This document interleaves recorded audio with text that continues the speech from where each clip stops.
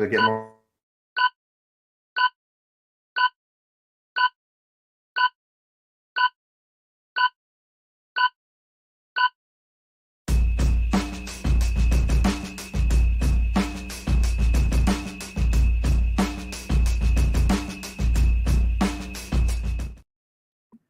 How's it hanging, YouTube? Peter here, your ginger, Geordie, a geek, and I am joined as ever by my two best pals on YouTube and in real life. We've got Efren from Past Point Comics. How are you, Efren? The year was 1977. Past Point was coming into its prime in the San Francisco Bay Area. I was 17, 18 years old, and I was ready to take on the world. Oh, Efren. Oh, we'll get into that later on. I bet you've got some tales to tell as a young 17-year-old. James, 1977. You wouldn't have even been thought of. I'm not 100% this year actually happened. I just have to take everyone's word on it, you know? So you think we're just making it up? You think we're just it's entirely possible. You never know. I might be the main character in the story, you know? So like everything revolves around supporting cast. Supporting cast, I would imagine. Yeah. Okay, chaps. Okay, so lovely to see you. This is a new show, and we're going to get to that in a little bit. But before we do that, just quickly jump to the chat. We've got Bat Dan. Always nice to see you, Bat Dan. Hope you're well, bud. We've got Terry Deadman. Nice to see you, Terry. Terry put out a great video yesterday about his comic books. Was it the Superman ones, I think I saw? I watched about 3 videos yesterday, Terry, because I tried to do them in blocks. I'm sure it was your Superman one I watched last. So very, very cool. We've got Andy. Nice to see you, Andy. Hope you're doing well. We've got Dr. Von Hoot. Nice to see you, Von Hoot. Von Hoot was supporting the Comics Curing Cancer endeavours at the weekend, and they made an obscene amount of money. Von Hoot, just remind me in the chat, was it about 53,000 I think they made, which is just mental. Absolutely mental. So yeah, please let me know in the chat if that's right. I'm sure it was. We've got Wayne Deacon. Nice to see you, Wayne. And we have got good old Fuzzy. That James fella looks like a guy who used to have a horror show. Wonder what happened. Peter, do you want to explain to the audience why we didn't have a show last Friday? Because I went out. Yeah. So he's blaming me now. I'm getting the guff. See that? Fuzzy, we should have. To be fair, we should have put a thing up saying that we weren't going to have a show that night. We will probably have one this Friday. I'm editing Terrifier, so it depends on when we put. Not this Friday either. I'm out at a very posh restaurant on Friday, I'm afraid. God damn. You see what I'm working with, guys. You know what I mean? Your horror show. You have to book us in advance, James. Yeah, Speak to my agent, and we'll get something sorted. Okay. Next, we got. No, sorry, Dead Man Down. I was 20. Terry was 20 in 77. Okay, he's a little bit older than you. We've got Grey Man. Nice to see you, Grey Man. Grey Man does a great show on a Saturday night. Please go check out Cover Slingers. And he also does shows midweek as well, which are always a good fun to watch. And I'm sure I saw Terry was on there last week. Dead Man was on there, so well worth checking that out. We've got Luke, Journey into Thunder. Ian Roll from Sleepy Vienna. Wow, work trip away, but can't miss the show. Thank you very much, Luke. Luke has also got a brilliant new channel out. Please check that out. He did a little haul video, I think it was yesterday or the day before, all about Thor and Thunderstrike books. So please check that out. Superb stuff. Yeah, Terry's confirming it was the Superman 62 part 2. So very cool. Deadman is going £54,000 they made on Comics Curing Cancer. That's mental, isn't it? Absolutely incredible numbers. So huge well done for that. Okay, guys, so this is a new show, so please be gentle with we're in the chat. We are trying it out to see how it works. Originally I was going to do this as just a series of videos, but I thought I want to talk to Efren and James about it. So let me know how you feel the show's gone at the end of it, and please do be gentle with me, because we're just finding our way. In the show, we're going to focus on what happened in pop culture during a particular year. And we've selected 1977, this particular show. Any idea, guys, why 77 was a superb year for nerd culture? Star Wars? Star Wars. Nah. No? Star Trek?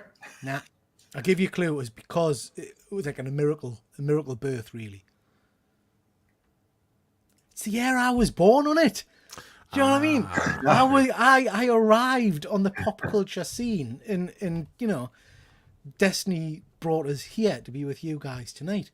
So 77 was my year of birth. What I'm thinking we'll do is just to try and mix things up a little bit. Next show, we'll do Ephraim's year of birth, then we'll do Mr. Keegan's year of birth. Ephraim, did they have TV and films back then? Just to check. I don't think they did. Did they not? Shit. We'll think of a different segment. Okay. Brass ribbons or something, I don't know. Yeah. And then we'll do James's year as well.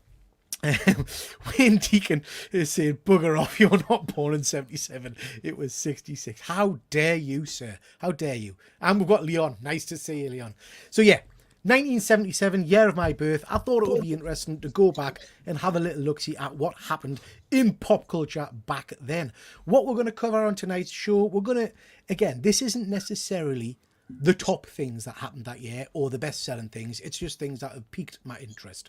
We're going to look at a couple of movies that came out that year, some comic book events, some TV, some gaming things, which is a challenge in 77, and also some toys that we're gonna look at as well.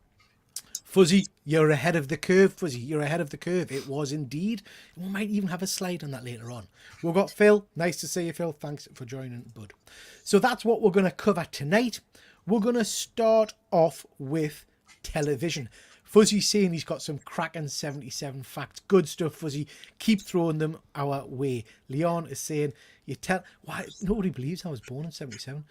You're telling us you were born in 77. No bloody way. Maybe that was the year you joined the Witness Protection Program. Wow. I'm going to get some stick tonight.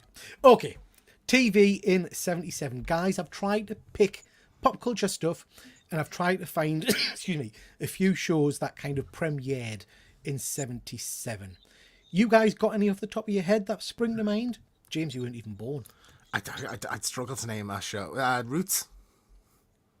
Roots? I don't know if Roots was 77. Is Roots from 77? I don't know. See, I'm a big fan of that 70s show, and the first season of that takes place in 77, so like a lot of the cultural references they make there, I can kind of connect to, do you know? Yeah. I mean, I think I've seen... I don't think I've seen... Do I win episodes something if of it the is? 70s. No, it's not. No. Oh. Deadman is just saying, I bought 10 issues of issue number 1 through 10, sold them though, guessing it would be popular, of 2000 AD. Roots, the television show, debuted in 1977, so there you Well go. done. I would argue it's not pop culture, but never mind. Phil is saying he was born the in cultural 76. impact of Roots should not be denied. It should be there. Do they wear superhero tights and fight crime? I don't think so. Rogue One Photography is saying he's a 76er. Wow. And Fuzzy's saying, as we all recall, Vietnam joined the United Nations. Indeed it did. Right. Couple of TV shows that I think you'll be surprised about. We're going to start off with this bad boy. This hit the screens for the first time in 1977. This is obviously The Incredible Hulk. Started off as a TV movie and then developed into a TV show starring Bill Bixby and Lou... I get his name wrong. You know I can't say names. Lou Ferrigno. Ferrigno. You say potatoes, I say Ferrigno. It ran for 6 years, this series. I didn't realise it ran for 6 years. It's hugely successful, isn't it? Yeah, 5 seasons, 82 episodes, and it had some incredible guest stars in it. Do you guys remember or know which Marvel superheroes made their TV live action debuts in this show, apart from the Hulk? Daredevil. Yeah. Daredevil. James, you know the other one? Thor. Yeah, Daredevil and Thor. I mean, the Daredevil one wasn't too This is bad. Trial of the Incredible Hulk and what's the Thor one? I think it's just called Thor. It's awful, but it's awful. Okay. It's horrendous. Odin. Well, he's like it's not going for the sci-fi thing. It's like he's like a Nordic, like Viking kind of guy. Yeah. What do you guys remember? Because I remember this series being on TV. I don't remember it airing in 77, obviously, because I was born. But I do remember watching this years later. That iconic theme tune and just the series. It was, I think, for me, one of the best shows, superhero shows of the time. Ephraim, what about you? Do you remember much of this series? Oh, heck yeah. You got to remember, back in 1977, I'm not thinking about Marvel present, or what happened recently. I love this show when it came out. I mean, it was campy, sure. I mean, all he turned into was a muscle builder, a muscle guy, basically. It wasn't like the Hulk we see now. But I used to love this show. I used to watch it, religiously every week that it came out. The theme song was very touching. Can you do the theme tune? Should we do the theme tune all in harmony? Dun, After three? dun, dun, dun. After three, often. One, Okay. two, and sing along at home. 1, 2, 3. Dun, dun, Dun, dun, dun, dun. Dun, dun, dun, dun, dun. Peak YouTube. This is peak YouTube. Do you know? I thought it was a great show when it first came out. You know, so. I remember that first episode where he flips and lifts the car, and it was just absolutely stunning. Just you know, back like I say, back in the day, we hadn't really had much superhero stuff. James is a younger man. Is this a series you ever watched or took? Yeah, kind of look yeah. at? I remember on our kind of kids channel, you'd have this and Adam West's Batman be on. So like they usually be on back to back. So, like, Diddle-diddle-doo. Na, na, na, na, na, na, na, na. We should make this a segment. We'll a have to little sing the remix theme of the tune. two. Yeah, have to sing the theme tunes. Yeah. I remember him walking in the rain a lot and like it being sad. There's a lot. Every It episode rains a ends with lot in him. America. It rains a lot Yeah, in yeah. America. No, it was cool. I enjoyed. Like Hulk's never been a character I've really super resonated with. So I was more interested in the Batman one because that's more kind of kiddie and fun. But I enjoyed it. I thought Hulk was like as a character, like look wise, like this monster kind of character. I thought was cool. I think what I liked, the one scene that I always liked is when they had a close up of his face and his eyes were turned green. Yeah. You know, I always like that scene. The green Here he contacts. comes. Yeah. Yeah. I thought it was pretty cool. Do you know what? In terms of special effects, practical effects, this was pretty effective, back in the day. The transformation sequence, and then the like you say, the piercing eyes, and then basically a big bodybuilder painted head to toe green. Yeah. It was pretty good. It was pretty good. The hair is naff though. The hair's not the best. The I will hair's give you that, terrible. James. The hair's not the best. Yeah. But it matches the eyebrows. Those eyebrows are impressive. Yeah. And I saw a still of this not so long ago, and he was wearing like ballet slippers, green painted slippers to protect his feet. It made the whole appearance look a bit odd. But no, I think this was pretty cool. And we got a kind of a up to date version, didn't we, of the opening of this show on the She-Hulk series. I think was it the last episode they did it. One of them, yeah. One of them, which was brilliant. It was one of the best bits of that show for me. Yeah, it was very funny. So yeah, so that's the Incredible Hulk. Just going to quickly jump to the chat. Can't speak tonight. I've been trained how to speak it. Lou finger roll. That's it. Right. I remember telling you in 77 it was shite, the very worst Sunday afternoons during the winter. And those sadistic bastards on ITV have screamed "Reach for the Sky" for the 7th time. God. Fuzzy's pointing out the eyebrows. Yep, very, very cool eyebrows. Grey Man's confirming compulsory viewing in my youth. Mine as well, mate. I always felt sorry for Banner. Do you know what? I think that's a real good point because I think this show, and James, you're right about the rain. I think this show really played on Bruce being a tortured kind of soul, never finding happiness, and it ended every show, didn't it? Pretty much with him Hitchhiking in the rain. Yeah. it was like With the sad music as he's walking away. do do do. He's like, Yeah. it was pretty sad. Anton, nice to see you, is saying it's actually called The Lonely Man. That tune, yeah, I remember that. Dead Man saying Chips started in 77. I don't think I've ever seen an episode of Chips. Did they do a live action movie a while ago? I think they I want did. to say, yeah. It was a comedy, I think, but I never seen Chips either. But I seen Soap. I love Soap. The show when it came out. I don't know soap. Don't know. I know Soap Chips. either, mate. You guys never saw Soap? Yeah, you wouldn't know No. soap. It's a comedy. It was a comedy based on soap operas, but it was a takeoff from there. Just a family, Then there was possessions in it, and there was just all these adultery, and just it was a comedy starring Billy Crystal was in it. Robert Right. Guillaume. Yeah, a bunch of famous actors back in the day. It was a great. You guys got to check it out. It was Yeah, I have to check that one hilarious. out. Don't Yeah. remember that one. Fuzzy saying you asked for feedback, less sing. Wow. Never. Day. More singing, Fuzzy, more. Dead Man, James is right about Roots Superb Series. I'm weighing you up. I've, of course, seen Roots. Am I right in thinking is LeVar Burton in Roots? Yes. Yes. I thought he was, yeah. Just quickly scanning through the chat. Oh, Chips was Starsky and Hutch on bikes. I used to love Starsky and Hutch. Don't make me ginger. Don't make Ginger Pete angry. You wouldn't like him when he's angry and ginger. That is very true. Fuzzy, 77 was the year of Concorde first departed JFK. And yeah, never saw Concorde. Would like to have seen Concorde. Grey Man, after the Hulk was Freddie Starr's Madhouse. Efren, are you aware of Freddie Starr? No. Mate. Freddie Starr was a British comedian, absolutely superb. People are confirming that Soap was brilliant. Need to check this out. Luke just found a YouTube channel for the show. Defo subbing up and watching that at some point. Good stuff. Got watching the Hulk. There are only 3 channels on. Okay, guys. Yep, that was the headlines. Freddie Starr ate my hamster. Jesus. Okay, so that was the first one. Let's stick with the superhero theme. Now, this came out in 77 as well, obviously, as a TV movie to start with, and then moved on to be a ongoing series. And it is, of course, The Amazing Spider-Man.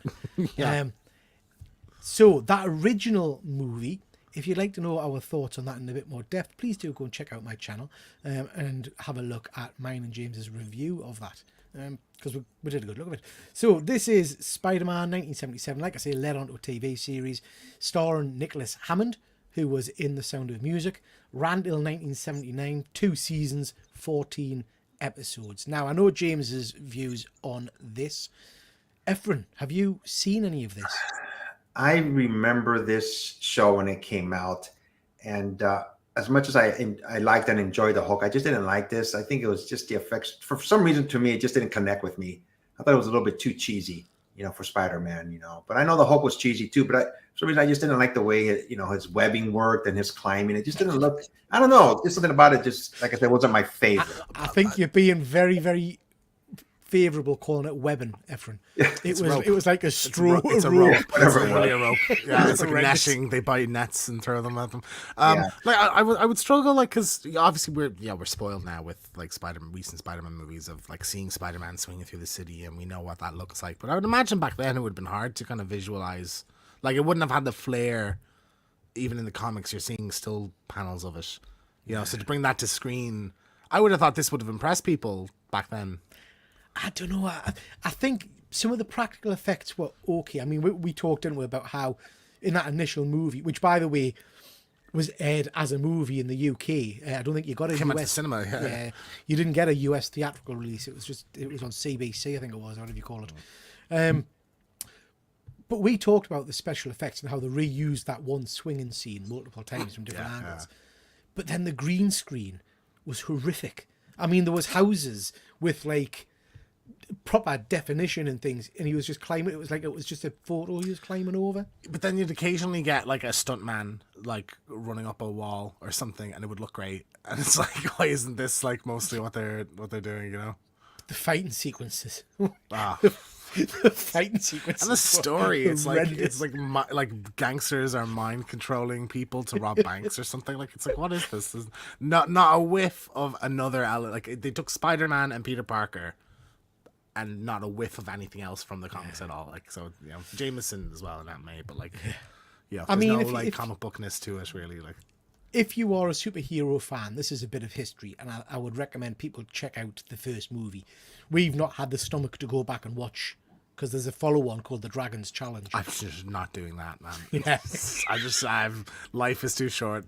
I dipped a toe in. I'm happy with that. So, but costume's pretty damn good, mind. I like the reflective eyes. the costume's good. For me, the eyes are a little too round.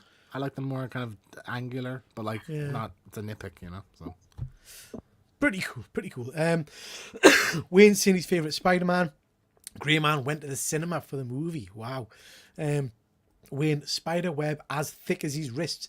Yeah, the web shooting scenes are pretty damn ropey.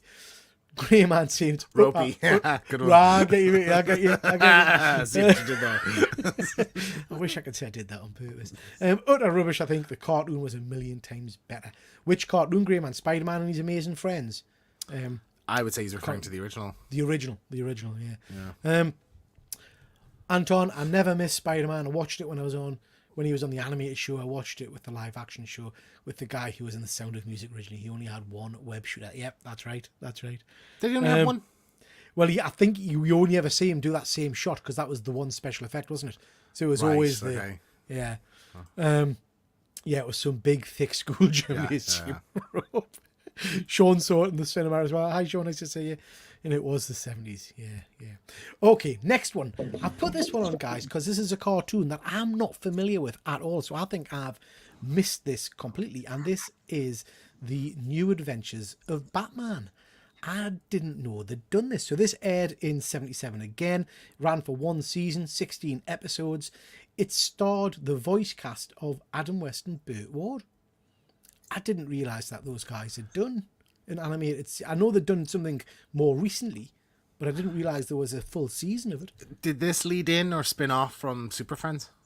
I think it was after Super Friends. After Super, so it's the spin off of that. Yeah, no, I remember because like there was crossover with Scooby Doo, so I remember I had like Scooby Doo meets Batman video from around this period. So like I knew Adam West had done some Batman stuff in animated form from that, but never actually seen an episode of this stuff. Me neither. Have you, Efren? Have you seen this? No, I don't believe I did. But that character on the left hand side, that little creature, Yeah, looked familiar, but I don't think I've ever seen this series. Yeah, that's Batmite. Yeah, Batmite. Yeah, Batmite. I didn't know Batman was that early of a character. Oh, he's been around for years. I mean, Terry will be able to tell on the chat, but Batmite's been around for a good long time, I think. Fuzzy saying Robin looks menacing for a 10-year-old. He does, doesn't he? He's got a stern little face there going on. Can't remember this. Yeah, I'm the same, Sean. This is a one that I'm intrigued to try and catch a few episodes of, I have to say. Just to see what it's like. I have to say Batman looks ripped as well, man, compared to his TV live action. I'm guessing it's Hanna-Barbera. It looks like the Hanna-Barbera kind of animation. No, it's Filmation. Is it Filmation? Oh wow, it looked good then. Yeah. Okay. So Filmation, the same people who did He-Man. So Right. yeah, I mean that appeals to us even more than I want to check it out. So yeah, interesting. And on is the only thing I really liked about this version of Batman was the bad girl.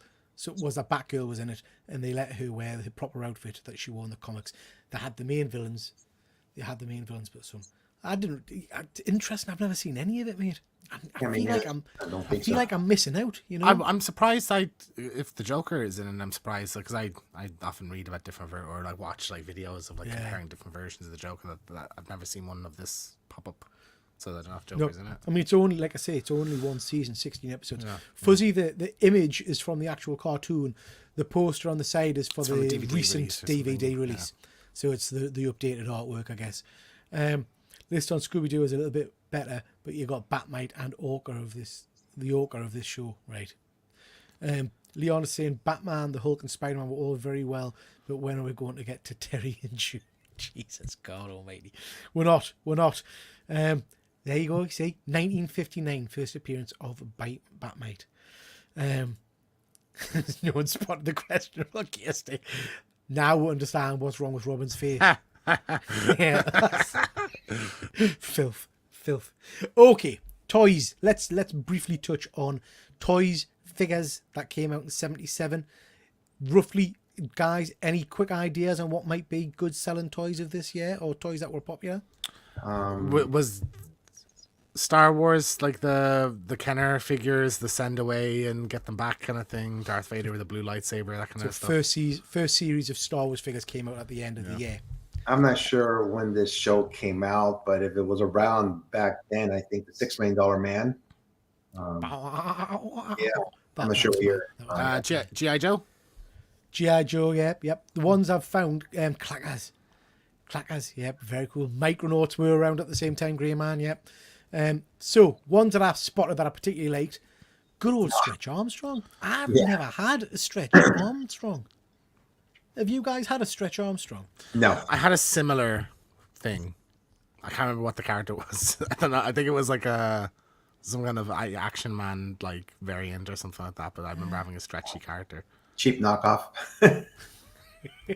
Yeah, I mean, I never had one of these. So, there's loads of great suggestions in the chat, guys. I've tried to find figures that came out the year of 1977, but some of the ones you mentioned have been around. Evil Knievel Grey Man was the one I looked at, and that looked very cool. The stunt cycle thing. So yeah, we had Stretch Armstrong, which was pretty cool. Efren, you're bang on the money. $6 Million Man, Bionic Man. James, is this a character you're familiar with? Just from pop culture references and stuff. I've never actually watched the show. It was pretty cool. So Lee Majors, You had the Bionic Woman as well. Was that Farrah Fawcett? No, it wasn't Farrah Fawcett. Her last name was Wagner. I forgot her first name. Oh, it wasn't Julie Wagner, was it? I can't remember. But yeah, and I'll look it up here. yeah. $6 Million Man, very cool TV series. There's been rumours for years that they were going to make a kind of a revival of that. I'm sure Will Ferrell was down to star in it at one point. Because obviously you would. Lindsay Wagner. Lindsay. Sean saying Lindsay Wagner. Yeah, Dead Man saying Lindsay. Yeah. Grey Man saying, great show, Bionic Man. It absolutely was. I used to love it. It had this thing, James. I mean, like you say, you'll have heard it from pop culture, but every time he kind of activated his powers or jumped over, I love this series when it first came out. I was like a kid, I was 18, 19, 17, but I'd be running in slow motion like the Bionic Man. And when he fought Bigfoot, man, classic, good times. Yeah, good memories. It's a great series. I'm very surprised they've not done more with the property, to be honest, because it feels like you could these days do something really special with it. The action figure was very cool. It had this kind of special eye, as you can see there, which was pretty cool. Do you look in the back of his head or something? I think it was they did that with Action Man, but I'm not sure with this one. I don't know if it was light up or something, a light up feature. Grey Man saying, we can rebuild him, we have the technology. I've never had a Stretch Armstrong, but I did have a Stretch Monster. Okay, I've not heard of that. I don't know if that's... I feel like that could be an innuendo. That's what I'm thinking. I'm not thinking, 100% is it though. would? Yeah. Wayne saying, my dad drove her about when she came to London and got a picture with her. Wow. Lindsay Wagner. Very cool. Very cool. Fuzzy, you're jumping ahead, mate. But yeah, you're not wrong. We're going to touch on that in a little bit. Fuzzy saying Andre the Giant played Bigfoot. Didn't I know that? You can get a 1/6 scale action figure of the Bigfoot. I showed off on a show a little while ago. But yeah, very, very cool. So yeah, that's Bionic Man. This came out. Look at that. That's a set of wheels. I never had one of these type of car lived toy things. I remember getting to ride around with my friends once, but I never had one myself. Yeah, I mean, I can't recall having one. I know when my kids were younger, we got a pedal car, pedal car type things and stuff like that. I certainly had. I still have. I certainly had dress you up costumes, like Batman costumes and Superman costumes and stuff. Did you guys get into all that kind of stuff? Did you dress up and things? On Halloween. You didn't just for shits and giggles, for playing in the house and stuff? No, and I think it's weird when in the middle of June you walk out and there's a kid dressed as Superman in the Tesco. And it's like, why is this, dress him in clothes? Like, come on. Why wouldn't you? That's fun. Is that not fun? Look at how happy that little kid is. Look at how happy. Fuzzy's not wrong. Fuzzy's not wrong. That is quite possibly the worst Batman outfit I've ever seen. It's like a bib he's wearing. Yeah. But yeah. But look at how happy his little face is, James. And of course he is. He just got the little Batman thing, Yeah. He's got a Batmobile. I mean, I think I'd be happy too. Batmobile. And they could probably repurpose that every year just by taking the stickers off and sticking whatever this year. Spider-Man, whatever. Yeah, literally, Yeah, I did that. We used to dress up in black bags for Halloween. I did as well for Ghostface. I threw black plastic bags on and just had the mask and the knife. Okay, next figures. Obviously, guys, we had to talk about these guys. This is the original lineup of the Star Wars figures. Efren, I know you were 17 at the time, and I know we're going to talk about Star Wars a little bit later on, but do you remember what your first Star Wars figure was? And then I'll come to you as well, James. Guys, I hate to say this, and I guess I can't believe I never bought a Star Wars figures when it first came out. Really? I got, just the nostalgia of it. I just never thought about buying them. I love the movies, I was like so into it, watching it whenever I could, but I just never bought a figurine, of Star Wars. Were you kind of past that point of like, oh, it's kids' toys? I love the movie, but basically, kids, so, yeah, I was in hindsight, it's annoying, I know, but I understand that. And I hate, bringing this up, but I mean, how much they're worth now? If I would have just bought them and kept them, sealed, So when they went up for sale, they were about $1.50. That's how much these particular action figures were going for, which is just, I mean, can you imagine back in the, I know times have changed, but it feels like nothing that. I'm sure it was a lot of money back then, but 150 is nothing. Yeah. Do you remember what your first figure was then, James? Yeah, I was sure. I went to see Phantom Menace in the cinema when I was 4. So I had an Anakin Skywalker like pod racer bicycle, so tricycle. So I went around in that. I had Darth Maul and the Jar Jar, and I made them fight. I didn't fucking care about the Jedi. I was like, Jar Jar's my hero. I had all the every like ridiculous Jar Jar piece of merchandise you've seen, like the weird lollipop where it's his tongue that's the lollipop. I had that. I had the squeeze his head and his tongue comes out and sticks to things. I had that. I had all that shit. Like I loved it. So yeah.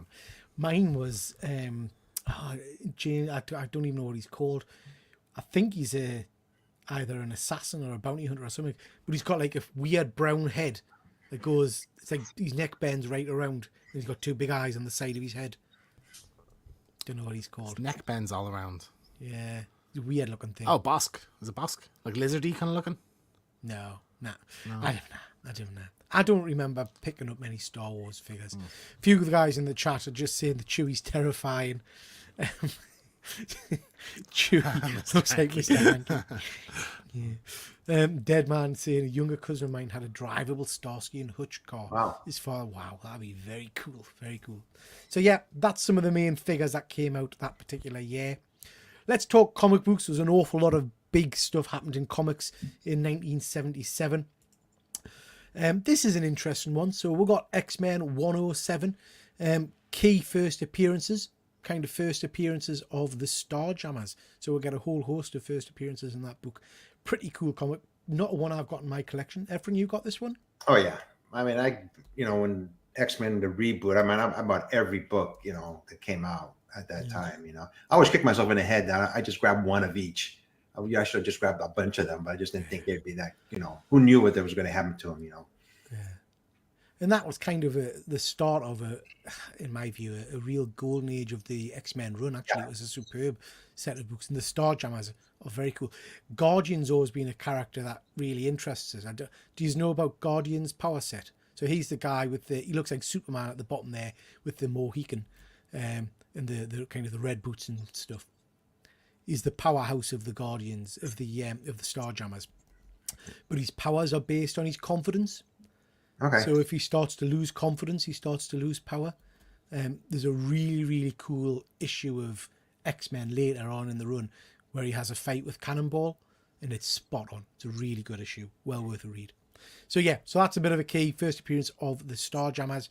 Wouldn't be surprised if we see them in the MCU in some shape or form in the future, either linked into Guardians or something along those lines, because they're a cool little team.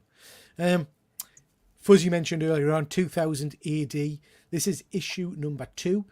Issue 2's the real big hitter one, because that's actually the first appearance of Judge Dredd. I didn't know Judge Dredd went back that far. I thought he was like a early 90s character. Yeah. No, first appearance 77, and it's a real interesting book to try and get a hold of in good condition, because it's that old newspaper kind of quality stuff, and it goes yellow and brittle very, very easy. This particular issue is really hard to get in good nick, because it comes with those biotronic tattoos. You get a full page of those, and they're really hard to get a hold of, really hard. So you can get yourself a copy of this for a couple of £100 without the tattoos. If you've got the tattoos and it's in decent condition, this goes in excess of £1,000. I had a copy and I sold it a couple of years back with tattoos. Efren, this one you got? Never even heard of this book. I just never bought it. No. You've never heard of 2000 AD? No, for some reason Really? I never heard of it. Yeah. Wow. 2000 AD is a real popular UK comic book, and it's a mix of kind of sci-fi fantasy stories. Judge Dredd being one of the main characters that came from it. Then you've got Rogue Trooper, ABC Warriors, I think it is. Whole host of great tales. Friend of the channel that works on the current run, or worked on a recent run of it, didn't Ian? Oh yeah. Ian Richardson works on it. Yeah, it's some real good stories in it. Bit like Outer Limits type stories, Efren. You remember that TV show? Sure, yeah. Uh-huh. Those kind of things. But obviously this one's important because it introduced Judge Dredd, who's a massive character. Absolutely criminal that we've not had a sequel to the Dredd movie, I think. But yeah, very, very cool. Very cool. We've got Chris in the comments. Nice to see you, Chris. And Greyman is correcting us. You're right, Greyman, you're right. He's not a Starjammer. He's one of the shy He wasn't? guards. No, he's not. The Starjammers are kind of the, what do you call them? The pirates, aren't they? Oh, that's right. Whatever you call it. And, Oh, that's right. Yeah. That was Scott's dad. yeah. His father. Yeah. That's right. I bought 2000 AD Red Mind to Tatters. Yeah, they don't stand up, unfortunately. First full appearance in issue 2. He appeared in the advert at the back of issue 1. The old Wolverine scenario. Absolutely. Grey Man saying screw the tattoos. Yeah. Hard to come by. In nice condition. Great book. I'm regretting having sold mine now. I don't know why I sold it, but yeah. We get the first appearance of Jessica Drew, Spider-Woman, in 77 as well. Issue 32 of Marvel Spotlight. A great cover. Really weird skull cap they've got her in there, but apart from that, great character. I don't know if I just never looked at that cover close enough, but I always thought her hair was sticking out in that cover. Nah. You just blew my fucking mind, Peter. I have never actually closely looked at this cover and seen that she's wearing a full cap. Wow. It's weird, isn't it? Is this real life? It is weird. Yeah. But I have to say, much like Fuzzy's mentioning there, that for me is one of the iconic costumes. With the hair shown. I love the hair shown.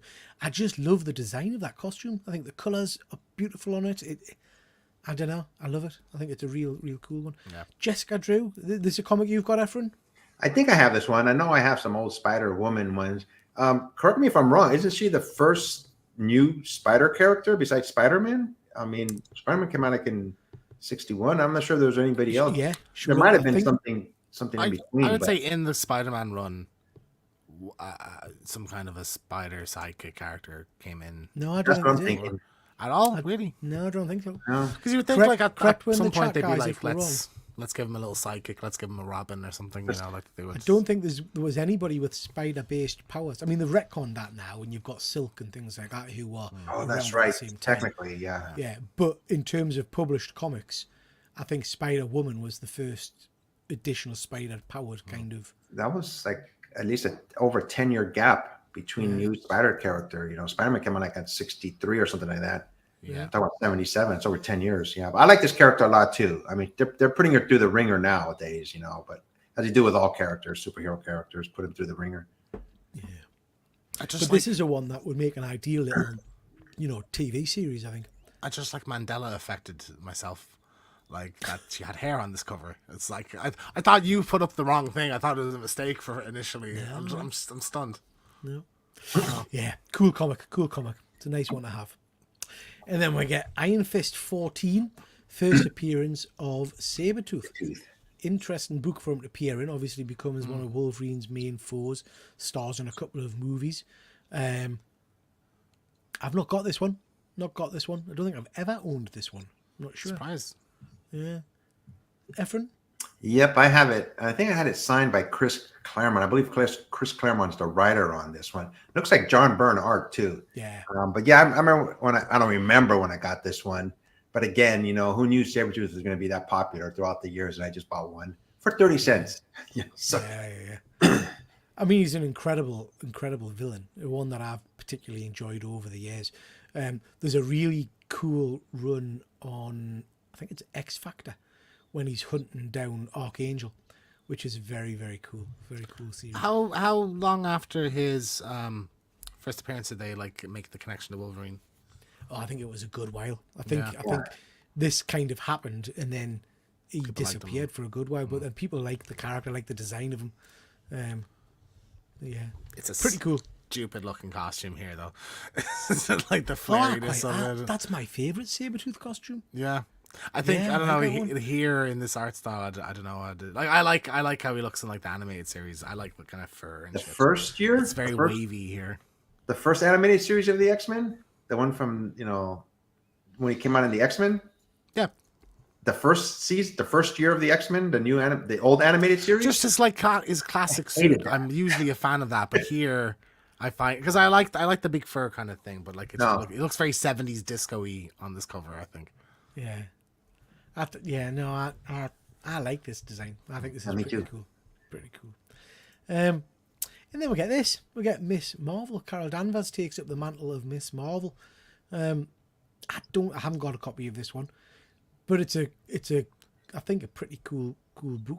I remember reading this in an old UK annual at some point, back in the day. It's an Fight interesting Scorpion? choice for costume, isn't it? It is. I like how progressive it is. This female fights back. It's like, yeah, it's like, okay. An interesting putting her against a Spider-Man foe in the first issue. You Well, it's know, very she's fighting Spider-Man Spider-Man. heavy here. Like you have Yeah. Jameson and Mary Jane and Peter on the cover and everything. So like they're tying them together. Well, I guess that's to try and sell the book, isn't it? Yeah. I would imagine. But yeah, a character that again has gone through the ringers over the years. I don't follow a current comic book run at all, to be honest. Fuzzy saying another interesting comic outfit, much better than today's version. Yeah, it feels classic. It does feel classic. Is this a character you guys like? I like her character. I mean, she is so powerful. I mean, it just proved it in the cinematic universe, how powerful she was when she went up against Thanos. And I think she would have beat Thanos if it wasn't for the rings. But yeah, I mean, I remember I don't remember, but I do have this book, another book that I have that I kept through all these years, Yeah. Never really cared for her as Miss Marvel. I like her as Captain Marvel, though. That's my Carol Danvers. But is that because you've not read Miss Marvel?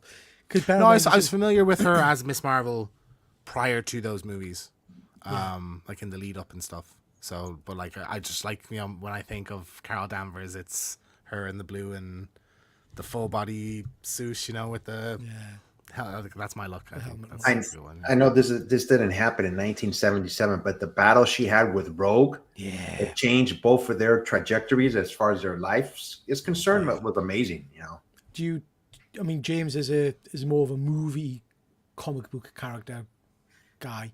Are you familiar with that background story? Do you know? They did it in the X-Men animated series, didn't they? So she steals Okay. her powers. That's why she can. That's why Rogue can fly and stuff and shoot right. beams and stuff. That's Yeah.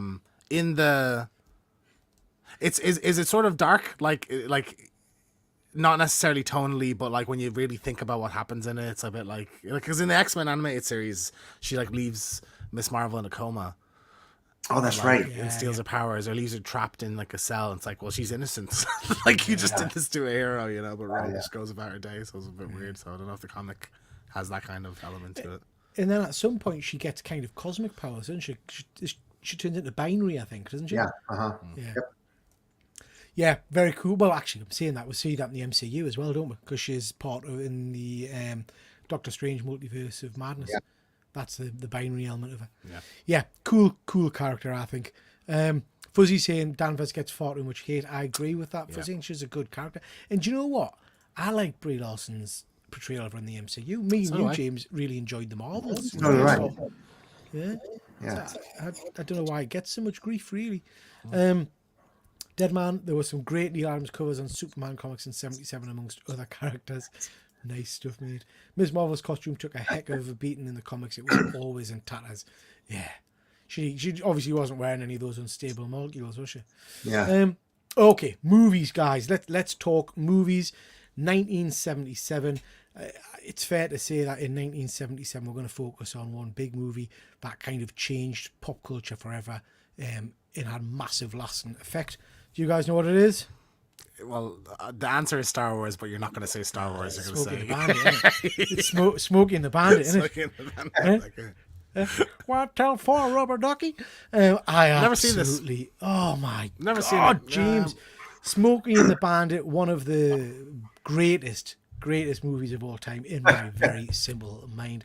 This is Burt Reynolds and Sally Field. That's not Sally Field, don't you think? But Burt Reynolds and Sally Fields tells the story of a bootleg beer drive trying to get over state lines, being chased all the time by Jackie Gleason's sheriff, who is just phenomenal, absolutely phenomenal.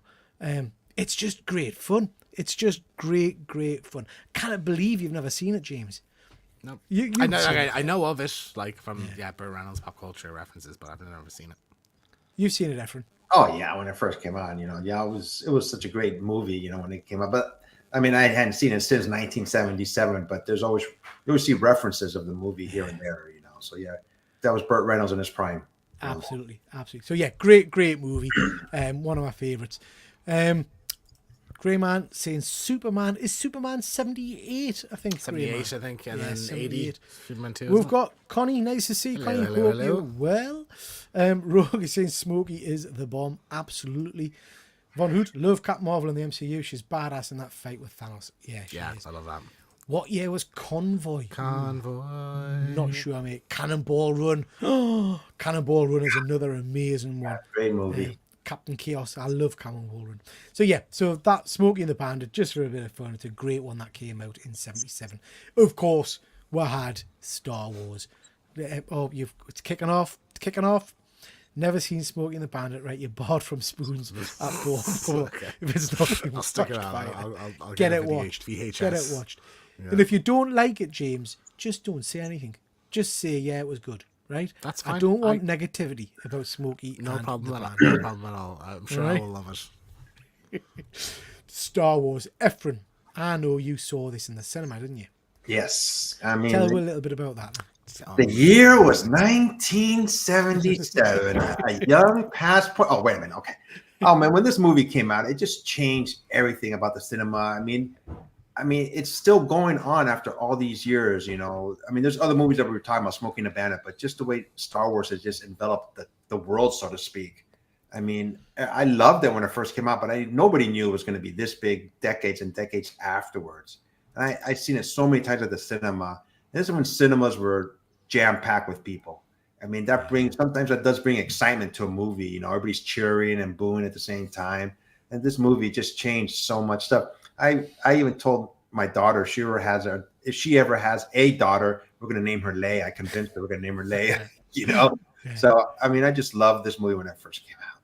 The trilogy was just the best to me. And I don't think it's ever was topped even, movies that came out after Star Wars movies. The first three were just, episodes, what were they? 4, 5, and 6. I remember after the sixth one came out, they had at the movie theater, they had all three of them showing. It started like about 4:00 and ended after midnight, and the theater again was jam packed. I mean, I'm glad. I know we always tease me about my age, but I'm so glad that I seen this when it first came out. I mean, like I if I could be in any place at any time, one of my top contenders would be like opening night of Star Wars in 1977. Like, it'd be just an incredible, like the cultural moment for that. Just to see how people reacted. But did it have that? Because we often look back, don't we, with rose-tinted glasses a bit. When you are in the cinema, Efren, did it have that genuine excitement and buzz, or is that something that's built as years have gone by? And people No, it had that buzz. I mean, I just remember. I mean, maybe I didn't see it when the first day that it came out, but we're talking about the first 1 or 2 weeks. It was just gaining momentum and buzz. It was on the news. I mean, it was a movie that nobody had ever seen before like this. And I thought Star Trek should have been this. To be honest with you, the way they should have built it. But Star Wars was just groundbreaking. Everybody knows that. And I was, like I said, I was about 17 or 18 years old when it first came out. Star Wars, what's that? Just the excitement of going to see that movie, And like I said, I seen all three of them at the movie theater at once after the last one came out. And I was like, wow, it was worth it. Just the excitement. And I mean, this entire show, this kind of idea for the show is to talk about pop culture things that were significant of the particular year. And it's great, Efren, that we've got you on who actually experienced it. But then the whole purpose, I guess, is to talk about the impact pop culture events have throughout the years. And James, you're a prime example as someone that's life has been absolutely invested in Star Wars for years because of this one film that came out in 77. So, you I mean, it's fair to say you're a bit of a super fan. Absolutely. I've actually only just recently watched the trilogy, the original trilogy in the cinema. So now I've seen every single Star Wars movie in the cinema at some point, whether released originally or not. And there's just like a magic to, like, it's hard to, when I was younger, I didn't really appreciate the original Star Wars. It's only kind of later on that you watch it and you just think that like there'd been nothing like this at that point. Like, you had sci-fi stuff, you had Star Trek, you'd had, kind of the movies that have like a unique universe, I suppose. But like just the kind there's a magic sauce of this that like just I couldn't must have blown people away like at the time. James, were your parents into Star Wars at all, or they Not at all. No. not at all? Huh? No, not fans. Like, but they would have been. They were about your age, so they would. Yeah, my dad. I think I asked my dad like not too long ago. Did you watch Star Wars? No, not a fan of sci-fi. I just loved it. It changes. I don't know how, but I would imagine that it changed my life. Just seeing cinemas, I took more appreciation of it. Like all these, it was just a great movie when it first came out. And I still watch it every now and then. Yeah, I'd love to pick your brain on specifics of that time, but they're probably lost to time at this point. I mean, smoke some weed and we'll get back. I'll get back to you. Okay? Not that I ever did that in the 70s. Not me. Yeah. Just phenomenal. I mean, I was trying to think of any other movies or movie series that have reached kind of such a long span, and the only thing I can think of really is the Bond kind of franchise in terms of regular movies connecting with different time periods. This movie didn't carry the same, that way Star Wars did, but one movie that always sticks to my head when it first came out, I'm not sure, it came out in the 70s, was the first Jaws. Yeah. And that movie just scared the bejesus out of me, man. I wouldn't even want to go into the water for a long time. I was like, oh my God, Yeah. Great movie as well. Yeah. Okay, guys, so that's Star Wars. Just going to quickly jump to the chat. Let's have a look. We've got Promiscuous Time Travel here. Nice to see you, my friend. Hope you're well. Is this a series? It might be. This is the first episode of it. If it goes well and people enjoy it, we will do more of these in the future, bud. Or the past. Yeah. I like that. Well done, friend. Yeah. Von Hoot is saying, James, you're definitely allowed not to like Smokey and the Bandit, but you'd be mad. But you are allowed. Okay, thank you very much. Just let me be me. Yeah. I bet many people left saying it's all right. I bet Empire Strikes was when people really appreciate it. See, Fuzzy, that's kind of what I was thinking, to be honest. I think Empire, for me, is the better film. It has the bigger kind of kick. I wonder how many people that was the point when they thought, actually, do you know what, this is something special. I suppose, unless you're already invested. Yeah. Like, I don't think you would think much of Empire if you thought the first one was all right, like, is the second one going to really blow you away much more? Yeah. It's the universe, the kind of dirty retro future kind of thing. I think that people loved, and the characters. Yeah. Gritty, wasn't it? I think the whole cultural moment is overplayed. I prefer Flash Gordon. Is that the Gordon's alive? We've because of Efron, we've met Sam Jones, haven't we? Efron? Yeah. Efron went and said hello to him for live on air. Yeah. First Trek movie was a disaster. You're absolutely right, Grey Man. I don't know what the hell they were thinking with that first Trek movie. That nearly sank the entire franchise. Was that before Star Wars? After. No. After Star Wars. Yeah. They were trying to gain the momentum of Star Wars. Right. Okay. So let's cash in on. Yeah. Fair. Leon's saying that Star Wars was released in the UK months after the US release. People were absolutely gagging to see it. I think back then that was common. Like, it was always a delay. Yeah. I was lucky to see this in '77. Wow. Very, very cool, Sean. Luke saying it's amazing watching the making of Star Wars and Disney Plus, and Lucas genius in the movie creation. So many things in the film that he has lasted the test of time. Absolutely. Absolutely. Fuzzy, Jurassic Park was the first film I saw in a cinema that left me speechless. They looked real. Yeah, Fuzzy, I remember seeing that myself and just being absolutely breathtaking. It's annoying that, like, I don't think in my lifespan there's been a film that has done that yet. Like a film that, like, Avatar is sort of the closest thing, but like that's kind of a shit. The first Avatar, because of the introduction of kind of 3D technology and stuff, it was just breathtaking. Yeah, breathtaking. I saw it once and it was just like, cool. It's like, it's interesting. What about the Batman movies, James? The first one, the Nolan ones. The Nolan ones. Don't you think? Dark Knight, I suppose, was the most like impressed with the movie. Like in terms of blowing away your expectations and stuff. But like I think, and in terms of technology, I think in terms of like style and cinematography and what like a superhero movie can be, it advanced things, but it wasn't like a technically, Yeah. like very like in terms of technology pushing forward. It's funny Very how impressive, things kind of become almost blasé, isn't it? Because if I think what impresses us these days, CGI doesn't. I like practical effects. The Mission Impossible films have got just obscenely ridiculous special effects in each movie, but it's not really having the same impact anymore. I mean, Tom Cruise driving off a massive bloody cliff and parachuting, it was like, yay, that's nice. But Now, I mean, that should have been like, wow, you know? Yeah. What was it? What was the I think after the him hanging onto a plane as it's taking off. After that, it's not really that impressive anymore, is it? Like that was probably the peak for now, them. if Star Wars came out today, would you guys think it would still have the same impact that it had all for decades and decades now? I don't think it would. I mean, I think it really just too many movies have come out since I then. You know? I don't know if I was actually only thinking this like today or yesterday about like it's hard to create a new thing, like a new sci-fi Yeah, thing. And I don't really see anything being created from now going forward that's going to like I suppose like you could argue things like Fortnite or whatever, but like something that will spawn this huge, massive multimedia franchise that people are religion. talking about is still in 50 years time. Like Yeah, I don't know if I don't that's think so. yeah. guess Lord of the Rings. Okay, that's fair. Yeah, actually, I did see the original. And I guess you Listen, could no. argue we've had that with House of the Dragon and Game of what do you Thrones. call it? Game of Thrones. Yeah. We've had that with the MCU. Really, that's only what? How old's MCU Well, now? the 10, Game of- 15 years? 15 Game years. of Thrones. But that's not a new thing. That was based on a book series that's been around since the 90s, and then the MCU is Marvel, so like that's been around for ages as well. Like a new universe. I think Like you had Sean's that right. Sony game that tanked last month. They put $400 million into it.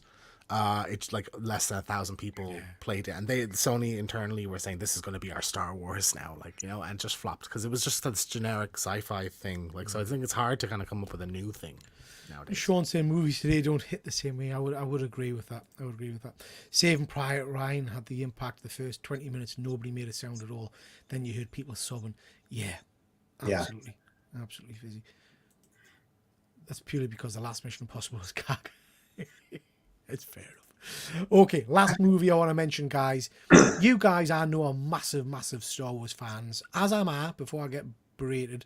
But that year, in 77, there was a sci-fi film came out that I think blew Star Wars out of the water. And that is, of course, as Fuzzy mentioned earlier, Close Encounters of the Third Kind. This, for me, as a guy, obviously I didn't watch it in 77, but as a guy who loves UFOs, aliens, the thought of creatures being out there, this was like an intelligent film. Do you know what I mean? This wasn't kind of played for laughs, silly alien Martians and stuff. It was just breathtaking. James, you're going to tell us you've never seen it, aren't you? I've never seen this. Oh my god! I've never seen it. I know it's one I need to. I know it's Spielberg. It's like an early kind of horror-y kind of film. The sci-fi cultural impact and that kind of stuff, but I just haven't gotten around to it. It's just beautiful. Richard Dreyfuss from Jaws as well, isn't he? Yeah. That's Yes. the guy from Jaws. Yeah, okay, I like him. I mean, it's just, I mean, I confess, it's a long time since I've watched it, and I need to go back and watch it again, but it's just such a, it's not flashy, it's not shooting and monsters and things like that, it's just such a beautiful, emotional storyline. Efren, you've seen this one, yeah? I didn't know this came out in 1977. Also, if I had to choose between two movies, I want to watch one. To me, I mean, as much as I love Star Wars, there was something about Close Encounters, of the Third Kind, because it just seems so real. Like that's how it would really happen. Yeah. Some people would just see the spaceship and just be so overwhelmed by it. They had to find out, what was going on. Richard Dreyfuss was excellent in this scene when it seemed little by little he was going crazy with the mashed potato scene and when they were eating, everything. He just couldn't get it out of his mind. And they did they updated it years afterwards where they show like extra scenes of the movie, like the actual creatures at the end. Yeah. I remember that too. So if you do see it, Jace, make sure you see that one because they show like that. Okay. And the Close Encounters of the Third Kind, extended, scenes that they put into the movie, and just Richard Dreyfuss' performance, like his mental breakdown. Until he's seen, and that girl too, and there was another guy too, but he passed out because they gave him gas. Remember in the field, and they thought they were just like dust cropping, and then because the government didn't want anybody to know. Yeah, You know, I'd say it's on. It's John Williams does the score as well, isn't it? Yeah. I think so. Very Yeah, correct. He had a great year, didn't he? 1977 Star Wars. And Seriously, it's just a stunning film, James. It's a one. In fact, we'll watch it for one of my review shows, and the three of us can do a review on it.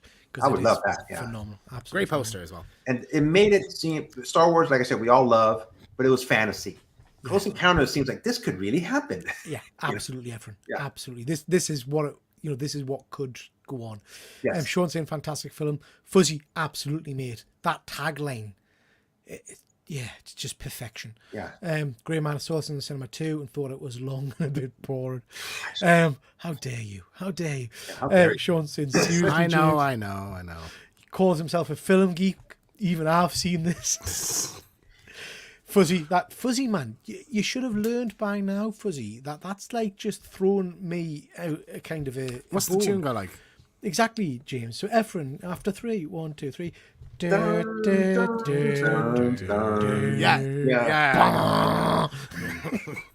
then the piano started playing by itself because the over it. I was like, oh my god. Just phenomenal. Leon saying I collect film posters, and this was the top of my wants list. It's a stunning poster, it really is. Sarah Michelle Gellar and John Cena both born in 77. Ooh, I didn't know that. Not Michelle either. Gellar's the same age as me. I can't believe that. Wow, how dare you? You have a My mother chance. used to work for ABC Cinema. She used to bring me the posters home. I'm sure I Wow. had this one. Nice. That's awesome. Star Wars has a bigger cultural impact, but Close Encounters is a far better movie. Cannot disagree with that. Hoot hoot. Cannot, mate. Okay, guys. This came out in 77 as well. wow. Pete's Dragon. Pete's James. Swear to God. I know Pete's Dragon. I'm Have sure you I've seen this. Pete's Dragon? I believe so. Because back in the you watched a lot of shit when you were young. You know, Bedknobs and Broomsticks and fucking Chitty Chitty Bang Bang and stuff. This was in that kind of camp, I think. Yeah. I mean, I just put this one because I spotted it, and I'm in a Mickey Rooney kind of phase at the moment. I love Mickey Rooney. So, yeah, very cool movie. Years since I've seen it, but yeah, worth catching. Never seen it. Never seen it. It's a good No. one. It is a good one. Classic Disney. Okay, games. games, Mr. Keegan. Let's start with this. I've never even seen this. This is came out in 77 originally. This is Star Wars Escape from the Death Star board game. You basically progress from the trash compactor, picking up cards to try and get off the Death Star. Oh. Never seen this before, but it's seen there it was re-released in 1990 with a Grand Moff Tarkin figure. So that's the box on the other side of the image there. I didn't know this was a thing. Never heard of it. I know the Star Wars board games, but I just didn't know they made one back then. This has been released again since then with an updated kind of images and things like that. So you never played this one? Not me. I never knew it was even out. Nah, me I wish neither. I would have collected all this stuff. I didn't think about collecting, Star Wars figurines when it first came out. I just didn't cross my mind. I was collecting comic books at the time, and I had the original Star Wars when it first came out, the comic books, but I just never thought about picking them up. Well worth watching out for this one because it looks interesting. It's cool, I wouldn't mind a game of it. Yeah. But obviously we're showing this because there wasn't a lot to do with computer games back in the day. So this was the kind of the big Christmas present of the year in terms of games. D&D was still a big thing back then, as it is now. It was really, really popular. Dungeons and Dragons. These were selling like hotcakes. Efren, you ever getting into Dungeons and Dragons? Is this something you ever do? Ever got into Dungeons and Dragons, the whole board game? I used to play Monopoly when I was a kid. I used to like playing that game, but I just never really got into Dungeons and Dragons, James? No, I've always wanted to play a game. I know it feels like it is a step further into the nerdiness, isn't it? It's like they're the nerds of nerds. But I think it sounds really fun. Like, to even do a mini one, like a 2-hour one or something, I think it'd be really, really cool. I used to play it because it'll surprise you, but I wasn't the coolest of kids. So when my colleagues were going out drinking and stuff, I was sat in my mate's house playing Dungeons and Dragons. And it is great fun. You had mates? It is good fun. I say mates, it was a mirror. So there you go. Okay. But no, it is good fun, Dungeons and Dragons. My son does it these days, and it is worth doing. Oh, that's It is cool. worth doing. It's nice that it's still around. It's still a thing. Like you Yeah. think this could be a thing that died off, but like people still really seem to be. Oh, diehards all the time. Oh yeah, yeah. It's I think it's more popular now than it ever was, really. Okay, there was some computer game type news happened at the time. This is 77. This is the Atari CX2600, the first kind of proper home games machine. This was called a VCS, Video Computer System. Just look at that sexiness, teak looking machine there. The games all came on. James, I'm interested in what a current game comes in, but the games came on cartridges which had a maximum memory of 2 kilobyte. And now my limited knowledge, that's low, isn't it? Is that low? A Blu-ray holds about like 80 to 100 gigabytes. So a kilobyte's 1,000 kilobytes is a megabyte, and then 1,000 of them is so it's like probably 1/100 millionth of a Blu-ray disc or something else now. Like it came with a whole. You could get a whole host of games. Atari did a lot of arcade games, and they tried to port some of those kind of games over onto the system. Any idea what this would have cost back in the day? $50. $50. Are we adjusting for inflation? No, just. Well, I have got the figure for inflation. What it would cost now. I'm gonna say $120. So it was on sale for $190. Damn. So that equates to around about $1,000 by today's standards. Jesus. I remember I had this when it first came out. I mean, I bought Atari. I loved it. Yeah. It was the first, video computer system, that I remember. And I mean, you think about the effects, how it was, the graphics back then, they're nothing, obviously, compared to what we have now. But I spent hours and hours playing this game, the joysticks.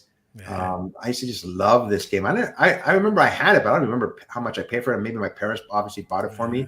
But I used to love this game. It was my first entry into video games. And for some reason, I mean, I know you got, especially James is into video games, but I am just not into video games. Yeah. I've never really been into video games, but I had the first Atari and I had the first Nintendo when it first came out. But after that, it just dropped off for me. I mean, they're just a different beast now than they were back then. Like now they're a medium for storytelling and things. But can you imagine the excitement back then of having something like this in your system? Yeah. I'd imagine the first time you push the button and the thing moves. Blow your mind. To date, they've sold, they stopped producing these obviously now, but to date they've sold 30 million units of these things. I don't know how much a PS5, how many kind of average sales are these days. PS4 is 150 million-ish. Yeah. I think PS4 is like, PS4 is 150 million. PS5 would be like a 70, 80. Best selling console ever was the Wii. Really? It's crap. Yeah. I think one of the reasons I don't play video games now, and I'm sounding old, is I get confused when all the buttons you have to press. Left, right. I know it's just left, right, but all the little buttons A, B, C, and D. And now it's hold this button and that button while tapping this button. And it's like, oh my god! Can't you just press one button to do everything? Just jumping to the chat, guys. Sean's just saying, sadly, his father passed away in 77. Sorry to hear that, Sean. Sorry to hear that, mate. Von Hoot. Never had an Atari, but I played one around at friends. Not exactly a Buzz Pong Adrenaline Rush, but Pong was fun. I used to love Pong. I don't think I ever had one. So 1,000, and then you had to buy games. Yeah, as well. Came with one game, I think. Oh, Jesus. Yeah. Rank up. Those games are probably 100 then, are they? I don't remember having one, but I always remember we had Atari games lying in drawers and cupboards in the 80s. Wow. James. Yes. I'm going to blow your mind. I'm going to show you some of the graphics from the Atari. Now, stand by. All right. Look at some of these beauties. Yeah. Look at these. That's the old 8-bit. Tremendous. 8-bit era. And James, I'm going to show you now the precursor to Mortal Kombat, the Atari's fighting game. Now, this, to be fair, didn't come out in 77. This came out 2 years later. Okay. Or 2 or 3 years later. This is Karate. Are you ready for this? Go for it. Finish him. That's.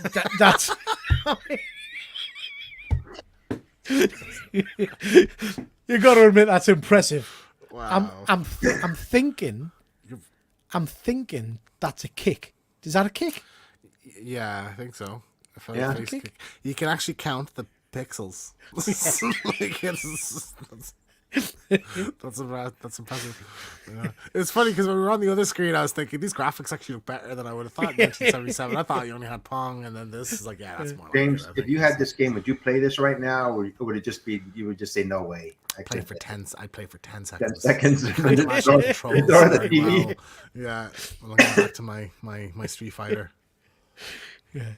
I mean, do you know what? It's easy to look back and laugh now. It's And what you as had people- at the as time, people really. are saying, Like, you know, back yeah. in the day, this was breathtaking. You know, the fact you could play this kind of stuff. Two people who can fight together against each other in this thing. It doesn't really matter if they have textures or models or whatever. So So we've got Smitty in the chat. Nice to see you, Smitty. Thank you very much for joining. Sean is saying seriously was great back then. Yeah. Anton, those are really bad graphics, but that's what we had back in the day. Absolutely. Yeah. Still more fun than watching anime. Greyman saying he had an Atari. Very cool. Nice. Why is the guy in green's leg above his waist, man? He's fine, isn't he? I know everything about what these guys are talking about. Born in 71. I was there for all of it. Very cool, mate. Very cool. We've talked tonight about cinema experiences. So Efren had the pleasure of being in the cinema to watch Star Wars in 77. Let me know, Smitty, if you have got any good memories of 77 in the chat. Greyman saying Pong, Space Invaders, and Tank Battle. Yeah, I remember all of them. Don't remember Breakout. Don't remember that one. Smitty saying Soap was a little weird. Yep, we were talking about that in the chat earlier on. I've not seen that myself. I once played these video games down the pub. Space Invaders, Frogger, remember Frogger, and Asteroids. Yeah. They came out after 77. I think Invaders was before 77, mate. Okay, chaps. That's whack. That's we're chat about 1977. Anything you guys want to mention before we start to wrap it up? Any other memories of 77? James, you'll not have any. Nope.